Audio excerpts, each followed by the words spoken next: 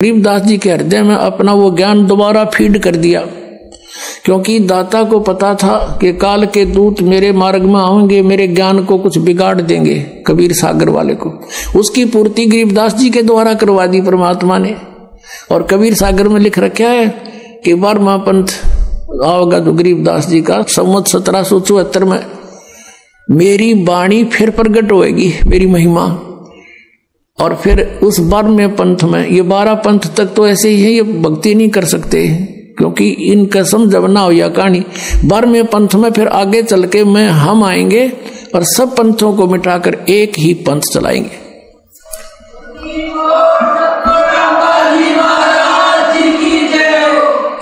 तो उसी आधार से गरीबदास साहिब जी के अंदर उन्होंने अपना यथार्थ ज्ञान दोबारा फीड किया। उन्होंने वो वाणी बोली और एक गोपाल दास नाम के दादूपंथी एक भक्त ने, एक साधु ने वो लिपिबद्ध की, वो जो आज हमारे पास उपलब्ध है। अपने आत्माओं परमात्मा आए थे 600 वर्ष पहले। उन्होंने जो लीलाएं की थी वो गरीबदास साहिब जी ने पुनः वैसे ही चित्रण की जैसे तुलसीदास जी हुए हैं जो भगवान विष्णु के उपासक थे। उन्होंने श्री रामचंद्र जी की जीवनी रामायण जो कहलाती है, वो लाखों वर्ष पहले जो भी घटना घटी थी, अब कलयुग के अंदर अपनी दिव्य दृष्टि से देखकर अपनी लैंग्वेज में, अपनी भाषा में, चौपाइयों में, संत भाषा में दोबारा ज्यों की त्यों लिपिबद्ध कर दी। वह सही है, उसी को आज वही मान्य है पूरे हिंदू समाज को, वही पढ़ रहे हैं। ऐसे ही आदरणीय गरीबदास साहिब जी को भी परमात्मा ने या दिव्य दृष्टि दी थी। अब इस दिव्य दृष्टि की भी रेंज होती है, जैसे सूक्ष्मदर्शी होती है, दूरबीन होती है, उसकी भी अक्षमता होती है, रेंज होती है। कोई तो देखे 1 किलोमीटर तक और एक देख ले आसमान में करोड़ों किलोमीटर तक का हिसाब किताब सारा जुगाड़ लिया हुआ। ऐसे गरीबदास साहिब जी की जो दिव्य दृष्टि थी वह इन सब से स्ट्रॉन्ग थी। तो गरीबदास साहिब ने वैसे ही कबीर परमेश्वर की महिमा अपने कर कमलों द्वारा अपने मुखारविंद से उच्चारण की और गोपाल दास ने लिपिबद्ध की। अब परमात्मा ने हमें क्या बताया? अगम निगम को खोज ले बुद्धि विवेक विचारे, उदय अस्त का राज मिले तो बिन नाम बेगारे। अब यहां से मन हटाने के लिए यू ज्ञान आधार बनाना पड़ेगा आपने। कहते हैं परमात्मा, गरीबदास साहिब कह रहे हैं भगवान ने ऐसा बताया है कि जैसे तुम कुछ भविष्य का अगम निगम भविष्य के विचार करो और बुद्धि से सोचो थोड़ा सा कि उदय अस्त का राज मिले तो बिन नाम बेगार है। बेगार किसे कहते हैं ये थोड़ा डिफाइन करते हैं। पहले समय में हम छोटे छोटे थे तब हमारे गांव से लाखन मादरा गांव तक ये 3 व्हीलर आया करता। पहले ये पेट्रोल के चाले थे, ये बड़े बड़े, और 2-3 चला करते थे। तो उनमें से एक ना आया एक दिन, दूसरे साथियों ने भी और भी पूछा यात्रियों ने कल क्या बात हुई नहीं आए। वो कह रहा था कल मैं बेगार में फंस गया। बेगार क्या थी कि पुलिस वाले पकड़ ले जाया करते इनको, पर इनके पास कन्वेंस थे नहीं। कहीं रेड लगानी होती, कोई पकड़ना होता, किसी के छापे मारने होते तो किसी भी व्हीकल वाले को पकड़ ले जाते। वो अपने पल्ले से तो तेल डालता अपने पास से और 1 मिनट की फुर्सत नहीं, वहां चल वहां चल वहां चल, खेतों में चल किधर दूसरे गांव में। नु कह रहा था सारा दिन शाम ने पकड़ा था, अगले 12 बजे छोड़ा मुझे और 200 रुपये का तेल करते खर्च कराया। उस समय तो 200 रुपये 20,000 के बराबर थे। और रोटी भी अपने आप खाई। ये उसको बेगार कहा करते हुए, बेगार का मतलब है कि अपना तो जेब तक खर्च हुए और 1 मिनट की फुर्सत नहीं, मारो मार रहे।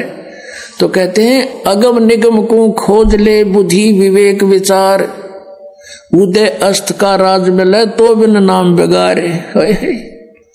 ये मंत्री, प्रधानमंत्री, एमएलए, ये चेयरमैन देख लो उनकी स्थिति। ये पिछले पुण्य कर्मी प्राणी हैं, पिछले संस्कार जन्म जन्मांतर के। और आज ये अपने पुनों को बर्बाद कर रहे, खर्च कर रहे हैं अपने जेब ते, पर 1 मिनट की फुर्सत नहीं। चलियो जी वहां काम है, मेरा यूं रह गया जी, सारा दिन सोता झूठ बोल रहे हैं, क्यों सबके काम ये कर नहीं सकते, इसे खुदा थोड़े ये। और परमात्मा सबके कर दे, सबके और कई कई कर दे, लाखों काम कर दे, हम क्यों ना भगवान की आड़ पकड़े। तो कहते हैं अगम निगम को खोज ले और बुद्धि विवेक विचार, उदय अस्त का यानी पूरी पृथ्वी का भी राज्य मिले तो बिन नाम बेगार। अगर भक्ति नहीं है तो बेगार कर रहे हो, अपना जीवन व्यर्थ नष्ट कर रहे हो, अपना पुण्य खत्म कर रहे हो। अब 600 वर्ष पहले परमात्मा आए थे इसी उद्देश्य से, जैसा वो आया करते हैं, जैसी लीला किया करते हैं। उस समय हिंदू और मुसलमानों को दोनों को समझाया करते थे। काजियों को और मुल्लाओं को कहते थे कि तुम यथार्थता से परिचित नहीं हो, आप जी अपनी कुरान से भी परिचित नहीं हो। और हिंदुओं के गुरु ऋषि महर्षि मंडलेश्वर ब्राह्मणों को कहा करते थे कि तुम लोक वेद सुना रहे हो, तुम भ्रमित कर रहे हो, शास्त्र विरुद्ध साधना करवा रहे हो, इनका जीवन नाश कर रहे हो, तुम इनको भूत पुजवा कर भूत बनवा रहे हो, तुम अपने ग्रंथों से भी आप परिचित नहीं हो। पुणात्माओं, जैसे मुसलमानों को ये अपना भ्रम है कि हम सही साधना कर रहे हैं, और वो हिंदुओं को मुसलमान जबरदस्ती भी बनाया करते थे, ज्ञान से भी कोशिश करते थे किसी तरह ये हमारे मार्ग को स्वीकार करें, हमारा श्रेष्ठ मार्ग है। और ये सोचा करते थे कि ये अन्य देवताओं की पूजा करते हैं, अन्य फरिश्तों की, और इनको इनसे कुछ लाभ नहीं होना, और हम जो साधना करते हैं वो भगवान की करते हैं, अल्लाह की, और उसकी साधना से सभी सुख होते हैं। इस उद्देश्य से मुसलमान बनाना शुरू किया था कि इनका कल्याण हो जाएगा। अब पुण्यात्माओं,